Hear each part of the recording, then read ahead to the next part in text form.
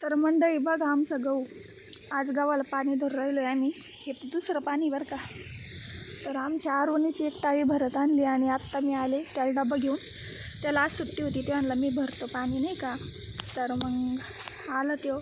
तर मी पण आत्ता डबा आणला. इतकं ऊन पडलं आहे ना कडक.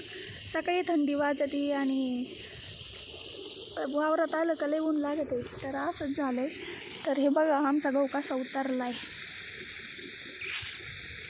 भारी उतरला आहे ना. ह्यावेळेस फुकून घेतला. मागच्या वेळेस पेरून होता पण तो पण छान आला होता. पण ह्यावेळेस वावर बिगर नांगरवता रोटा मारला. म्हटलं मग पेरताना येणार त्याच्यामुळं मग असं फुकवून घेतलं आहे. भारी उतरलं आहे. तर मी उलशिकेनं भेंड्याचं बी आणलं होतं ते लावलं आणि अजून पण शिल्लक यार का हो की अशी डब्बी केलेली मी द्यायला. तर येणं नाही का बरं राहतं कसं कधी पण काम येतं नाही का. कपाशीच्या वेळेस तर बीज भेटत नाही आपण ठेवत नाही आणि त्यावेळेस याला माग त्याला माग असं होतं.